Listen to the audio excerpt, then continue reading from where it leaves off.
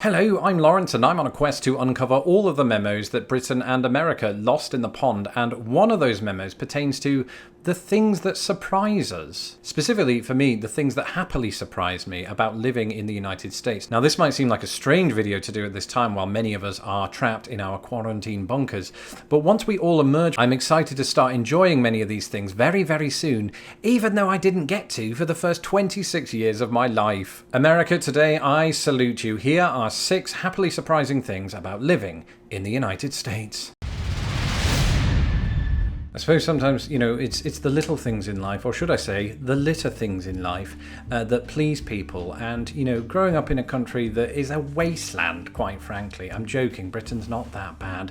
But we do have a tendency just to, throw litter around. And sometimes now, I've been hearing back in Britain since I've left, we've had this problem with fly tipping. And that's where, people are dumping their trash. But even minus that, I just got this general sense that Britain was just a bit more littery than America. In America, everywhere's super clean. That's one of the great things about it. You can enjoy the oxygen around you, knowing that it hasn't touched a chewing gum wrapper. This is usually the case, and I'm taking the examples of the places I've lived. This is about 4 different cities at this point, and in each and every one of them, you have very green, very well-kept gardens, very clear sidewalks, although in some cases that could be because nobody used them. But it's really refreshing to go to the beach here in Chicago and not find discarded chippy wrappers or crushed Coca-Cola cans or used condoms. Americans on the whole are just better about not littering, and I know that sounds like a generalization of the wild variety, and it makes me sound like a crotchety old man telling people to get off his yard, but at least my yard is clean. I mean, most in Britain are, to be fair. It's mostly the streets, and I should know, I grew up on the mean streets of Grimsby. It was actually a nice area, but sometimes the streets would still be littered with caviar containers. This one was hugely surprising, especially as a fan of football, or as they say in the rest of the English-speaking world, soccer, because, I'd always sort of understood America to not be truly interested in soccer or football. And in many respects, this is still true, at least, when things are normal and sport is still happening. America still prioritizes NFL, basketball, hockey, and what's the other one, baseball, above all other sports. And so it was just really surprising to this fresh-faced Brit who came equipped with a soccer ball to find that there were soccer fields plenty. They were everywhere, even in Anderson, Indiana, right, which is the place that I've lived that had the lowest population. But off the top of my head, I can already think of about 5 soccer fields in that city alone. They're very, very widespread, at least in the eastern portion of the United States. I can't speak for the plains and the Rockies, because can you imagine having soccer fields high up in the mountains?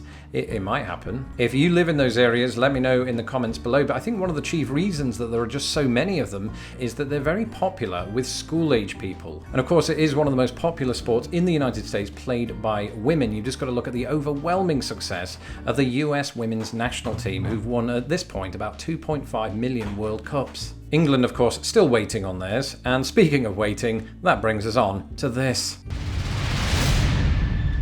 America is known as the land of the free, and I always thought that was quite weird because, I always considered Britain to be quite free, as in we had freedoms, but then I started to think, well, maybe it comes down to the little things, right? Something I noticed, of course, and I've talked about on this channel, is you can get free refills in any kind of restaurant on your sodas. And the same is true of entering public toilets, except you don't drink the contents. Let's be clear about that. What I'm saying is, in Britain, sometimes, not all the time, but sometimes, public toilets will charge you an entry fee in order to use it. And I can understand why they do this. It's partly for the upkeep of said public toilets. But it's a big problem when you really need to go. Nobody wants to find themselves in a race to find their change versus a race to change their knickers. In America, though I'm sure there are some quirky exceptions somewhere, you never have to worry about that. You just have to worry that people can see you through the crack. I feel like I've mentioned window screens a lot in my videos, but not really in the context of how they've brought me a lot of joy. And that might sound really strange, right?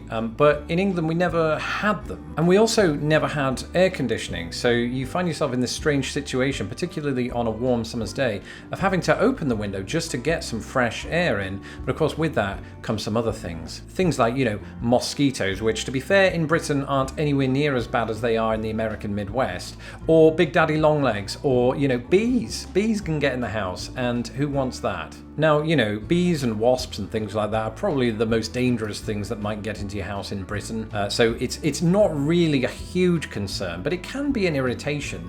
And it's an irritation that's largely alleviated in the United States by the existence of these window screens. I'm not saying that insects don't get in at all. I mean, I've seen enough ant colonizations in my kitchen to know that that's not true. But I do not remember the last time I encountered a wasp, a bee, or a mosquito inside my apartment. It just doesn't really happen. But the big revelation that is window screens doesn't just stop bugs from getting in, it also stops a certain somebody from getting out, and I'm not talking about my wife.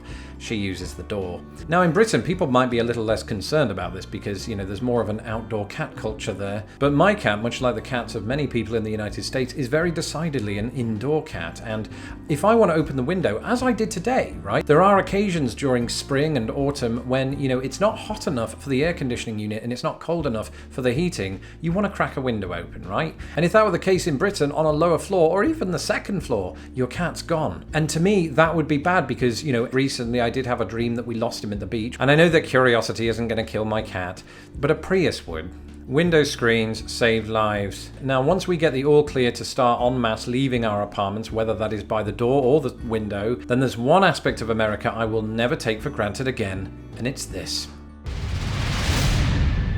Don't get me wrong, you know, we have a fantastic national park system in the United Kingdom, and one, you know, I wished I'd experienced more while I lived there. And the same thing is happening right now as I live in America. I feel like I haven't seen enough of the national parks, or even sort of state parks or state forests and things of that nature. Now, I have experienced one or two, you know, Muir Woods near San Francisco, but I want to see the big ones, you know. I've sold out at this point. I want to do Yellowstone National Park, I want to do Yosemite, I want to do Badlands, all of them basically in a week. Can we make that happen? No. Why not? Because combined they're larger than Britain. Right. The national park system is amazing, protecting some of the most unbelievable natural settings I've ever experienced, or will experience, because, you know, I want to enter the Grand Canyon. That's not a euphemism. So I've already said to the wife, when we get out of this, we're cancelling the Paris trip.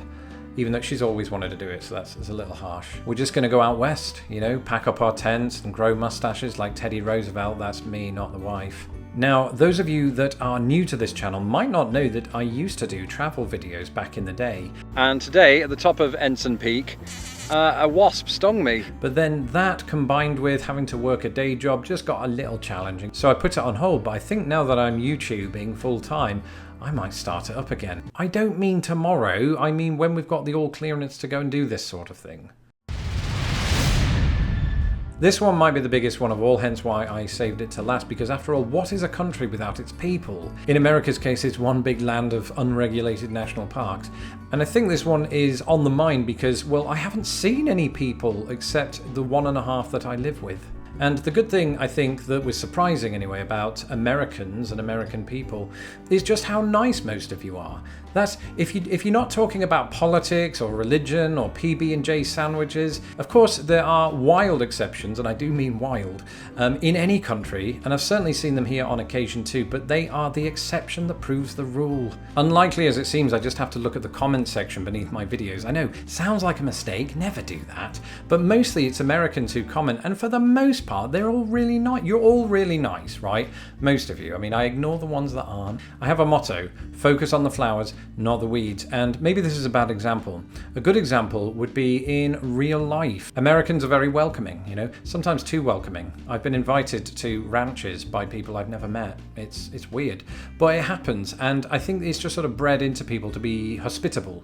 There's a lot of hospitality. You often hear of Hoosier hospitality, where I lived in Indiana. You hear of Southern hospitality, an appreciation for other people that goes missing on Twitter. But for the most part, you don't have those kind of interactions in real life, or at least that's been my experience of it. The interactions you have, I think, are mostly very nice. I think of going into shops, I think of going into restaurants, and I know that it's part of their job to treat the customer well. It can be split into two camps. Either you get that really sort of over-the-top cheeriness because they want a higher tip, or it feels very genuine, specifically when you're in a shop and you just strike up a conversation with somebody.